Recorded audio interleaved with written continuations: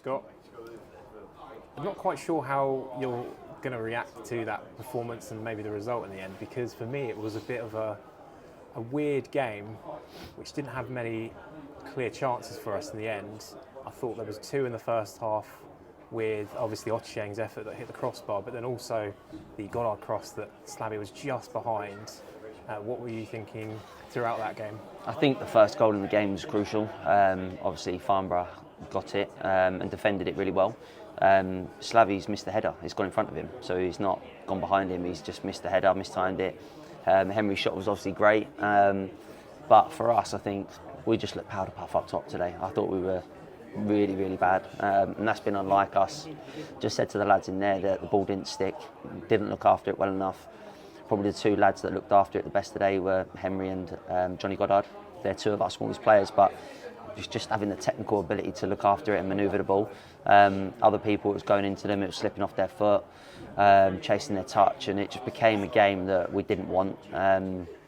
Between both boxes, I actually thought we were pretty good at times, thought we played some good stuff, but as soon as it got into the final third, we could have been there till Christmas is too soon. It's only, 6 or 7 weeks away, we'd have been there till Easter. So that's the most disappointing thing.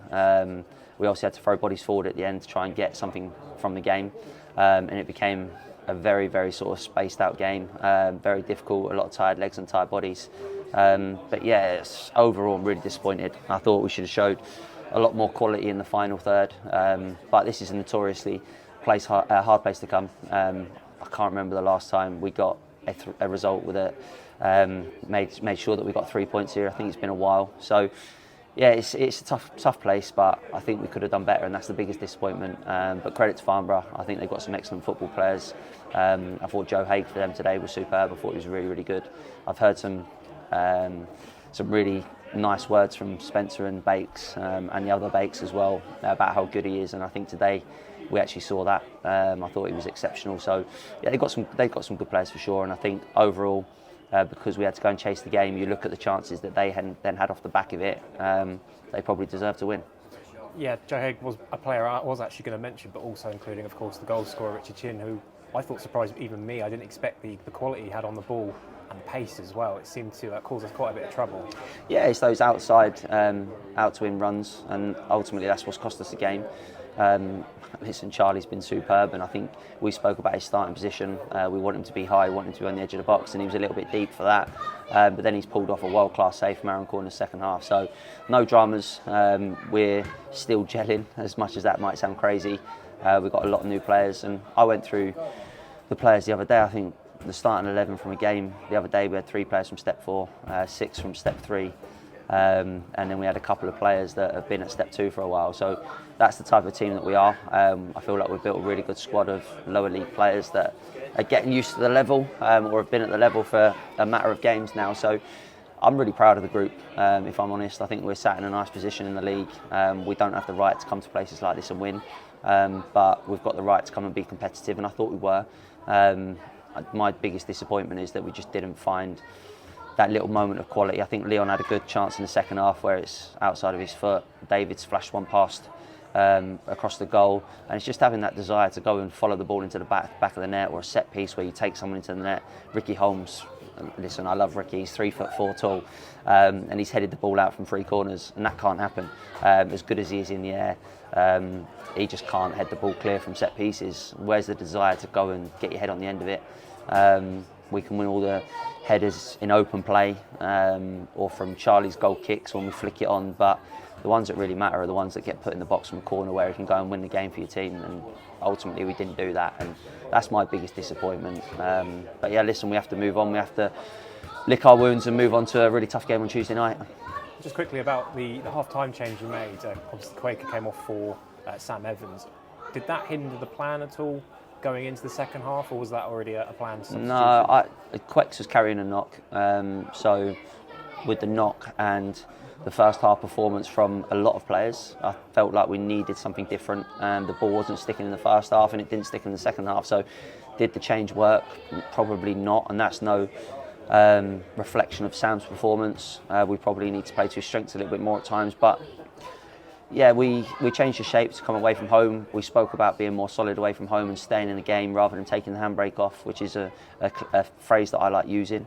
So we came here today with what you could say was 5 defenders, two midfielders that are sat in there to be really solid and compact. We could have come here and played the same team that played on Tuesday night against Bath, but then chances are that if we win today, we play the same team against Dorking on Tuesday, and we've only got a squad of 17. With Gills being out, and I think he was a massive loss today. I think he was a huge loss.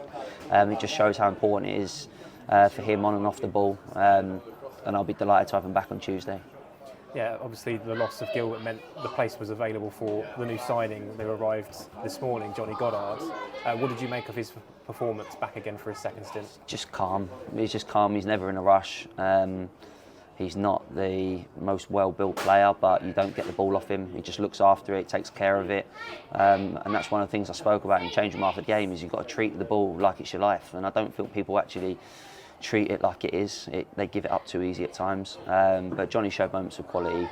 The way that he jinks in and out of small, tight spaces, jinks past people. He's created a couple of chances for people today, and probably should have been going home with an assist, but he hasn't. But listen, I've been trying to get him back since the middle of September. I've spoken to Bournemouth a lot, and I got the phone call Thursday. So it's been a quick transition. We're really grateful for them to allow us to have him. We didn't want to lose him in the first place in the summer, but when you get the opportunity to go back to full-time football at a club like Bournemouth, it's really difficult to turn down. But Johnny made it clear and evident that he wanted to come back. He wants to play football.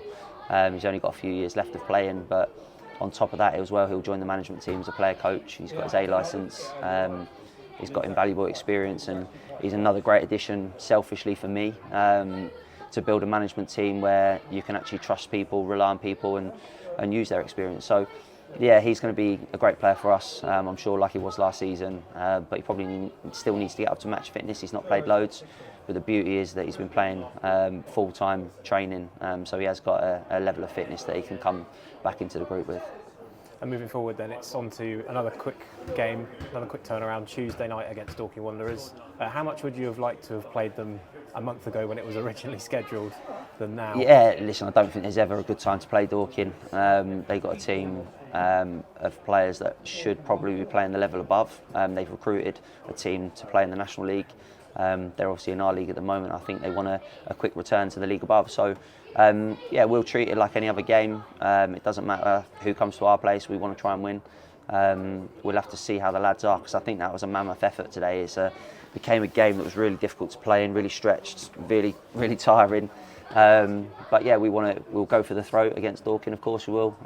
We won't sit back. We'll go and make sure that we try and stamp our mark on the game. But we know it's going to be extremely tough. It'll be good to have Mark down at the ground, the character in which he is, and I'm sure the cameras and all that will be there. So yeah, it'll be good. But yeah, we want to go and give a good account of ourselves and hopefully get a positive result after what's been a disappointing performance.